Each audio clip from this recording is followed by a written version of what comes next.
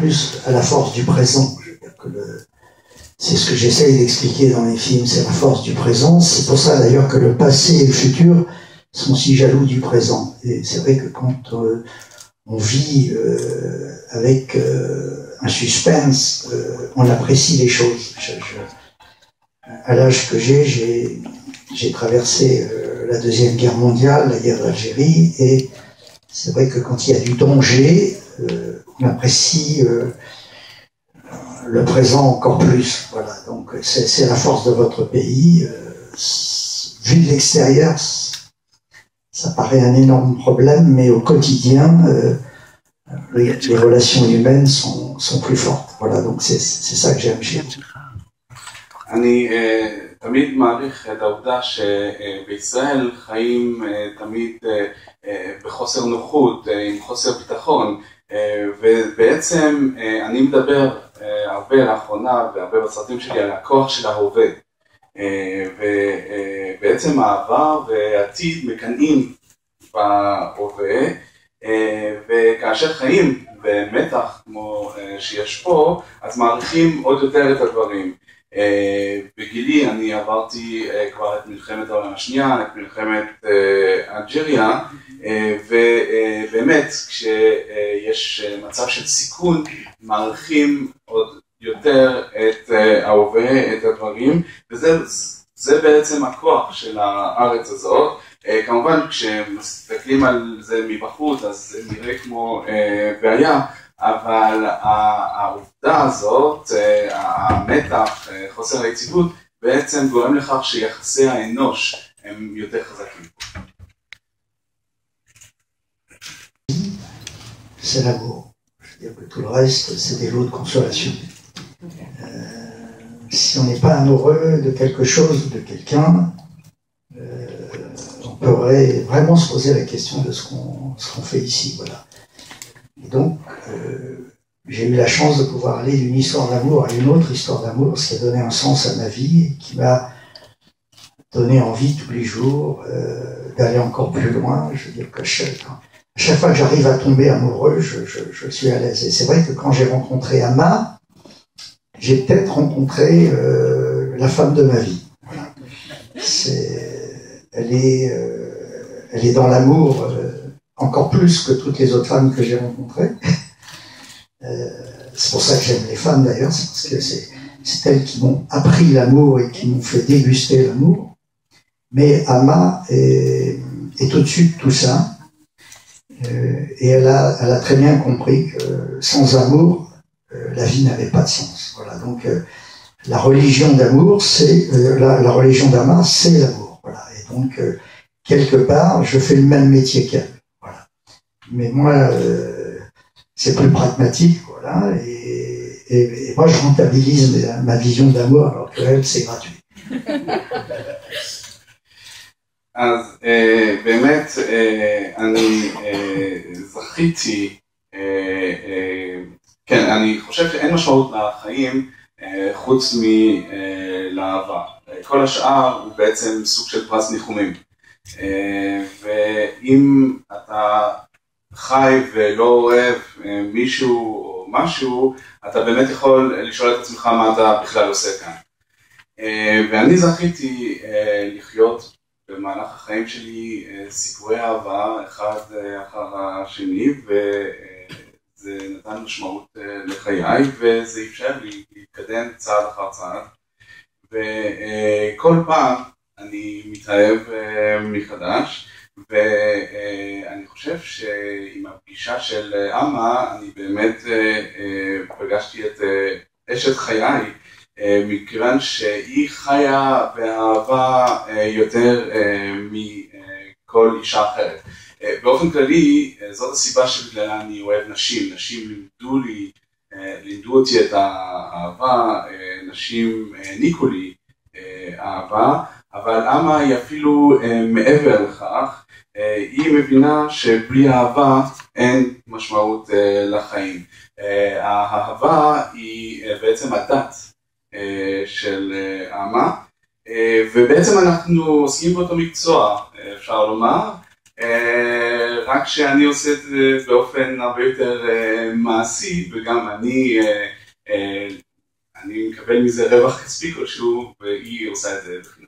Un ami en commun, et on s'est trouvés par hasard, mais comme je ne crois pas au hasard, j'ai été faite pour Claude Lelouch. On s'est rencontrés dans un avion Paris-Los Angeles, et il se trouve que le siège à côté de lui était libre, que j'étais 10 rangs derrière. Finalement, on a fini tout le vol ensemble, et on a parlé, on a rêvé de cinéma, et très très vite, on a parlé de Claude Lelouch. Des films, on a cité des répliques, on a mis la musique de Francis Lay, des films entre nous. Et on s'est mis à rêver vraiment et à se dire mais pourquoi on fait pas un film d'amour avec Claude, mais un film comme un hommage à un homme qui me plaît, le film avec Belmondo et Girardot. Et c'était vraiment ça qu'on avait envie de faire. Pas un film avec plein de monde, un film à deux. Et on a atterri, j'ai dit à Jean, chiche, on appelle Claude Lelouch quand on atterrit. Il m'a dit ok. J'ai appelé Claude qui était à l'île Maurice et j'ai dit voilà, je suis avec Jean Dujardin à Los Angeles, c'est quand tu veux, où tu veux. Et 15 jours après, on était dans le bureau de Claude et il avait le début de l'histoire. Et après, on s'est vus pendant 1 an, assez secrètement, tous les trois. Et on a parlé, il nous a observé, Claude, et il nous a écrit des rôles sur mesure. Voilà. בעצם אני הכרתי קצת את ז'אן דוז'רדן דרך ידיד משותף, ונפגשנו אחר כך במקרה, אבל מכיוון שאינני מאמינה במקרה, אז בעצם היה ברור שהייתי אמורה לעבוד עם קלוד ללוש. מה שקרה שבטיסה מפריס ללוס אנג'לס, היינו על אותה טיסה, ז'אן דוז'רדן ואני, ואני ישבתי 10 שורות מאחוריו, אבל המושב שלצידו היה פנוי, ובסוף אז אני עשיתי את כל הטיסה לידו במושב, ודיברנו על קולנוע, חלמנו על קולנוע, וכמובן שהתחלנו לדבר על קלוד ללוש, ואז אמרנו, כשהגענו ללוס אנג'לס, אז אמרנו למה שלא נעשה סרט אהבה עם קלוד ללוש, ורצינו שהסרט הזה יהיה סוג של מחווה לסרט לום כי מפה, הגבר שמוצא חן בעיניי עם בלמונדו ואני ג'ררדו, ורצינו שזה יהיה סרט לא להרבה שחקנים, סרט לשנינו, סרט לשניים.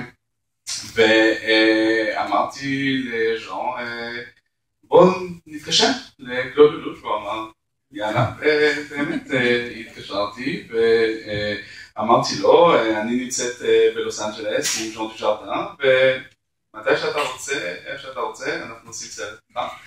ושבועיים לאחר מכן כבר היה לו תחילה של סיפור, ונפגשנו במשך שנה בחשאי, ונפגשנו והוא צפה, נפגשנו שלושתנו ופיתחנו את התפקידים, והוא כתב לנו סרט מותאם במיוחד לשנינו. J'ai eu la chance, mon père était un juif belge, ma mère était normande, ils se sont rencontrés avant la guerre et ma mère s'est convertie au judaïsme par amour pour mon père. Donc j'ai autant été à la synagogue qu'à l'église. Ma mère m'emmenait voir les curés, mon père m'emmenait voir les rabbins, et donc j'ai vécu dans une contradiction géniale qui m'a fait que j'ai grandi dans la tolérance. Je veux dire, j'ai compris dans la tolérance et ça m'a follement amusé d'aller de l'un à l'autre. Donc je suis très très attaché par mon père à toutes ses racines et par ma mère aussi. Voilà. Et alors je vais vous raconter une anecdote qui résume tout ça. Il y a 1 an, un groupe de rabbins sont venus me voir à Paris. C'est la vérité. Les rabbins qui se sont réunis et qui ont décidé qu'il fallait que j'adapte à l'écran la Torah. Et alors ils sont venus me voir en me disant ça serait formidable que vous fassiez la Torah. Je dis oui, mais écoutez, moi, d'abord j'ai jamais lu la Torah. Et ils m'ont dit mais non, c'est pas vrai, dans vos films il y a la Torah. Dans tous vos films il y a la présence de vous en parlez tout le temps. Alors je leur ai dit écoutez, bon bah c'est peut-être intéressant. Et j'ai dit mais vous vous rendez compte, alors ils sont arrivés avec un scénario énorme, grand comme ça. Et je leur ai dit mais vous vous rendez Et qui va pouvoir produire un film de ce prix-là? Je veux dire que la Bible à côté, c'est un court-métrage. Et ils me disent, ne vous inquiétez pas, si vous dites oui, on a pour vous le plus grand producteur du monde qui est d'accord. Je dis, écoutez, d'accord, mais c'est qui ce producteur? Alors j'ai cité toutes les grandes compagnies américaines, tout ça, non, c'est encore plus fort, plus fort, plus fort. Et à un moment donné, j'ai dit, c'est qui le producteur? Et ils m'ont dit, mais c'est Dieu. Et ils m'ont dit, derrière tous les chefs-d'œuvre, Dieu se cache. Voilà. Donc si vous dites oui, Dieu va prendre ça en considération et va vous aider à faire le film. Voilà. Donc c'est dans toutes ces contradictions que j'ai grandi et que je me sens à l'aise. Je veux dire, je me sens à l'aise dans les contradictions. Je me sens à l'aise dans le jour et dans la nuit. Je me sens à l'aise dans tous ces paradoxes qui fait que la vie est ce qu'elle est. Voilà. Donc si vous voulez, je suis très ouvert. Je suis fermé à rien du tout. J'ai jamais souffert du fait d'être juif. En France, j'en ai jamais souffert. J'entends plein de gens qui disent c'est inconfortable, c'est pas vrai. Il y a autant d'avantages que d'inconvénients à être juif et à être n'importe quoi. À être n'importe quoi, ce qui fait qu'à un moment donné, on croit en quelque chose, c'est le résultat de nos observations. Voilà. Et donc, à force d'observation, j'ai de plus en plus envie de croire en un grand metteur en scène qui a plus de talent que moi. Voilà. Ce que je voulais dire, ça.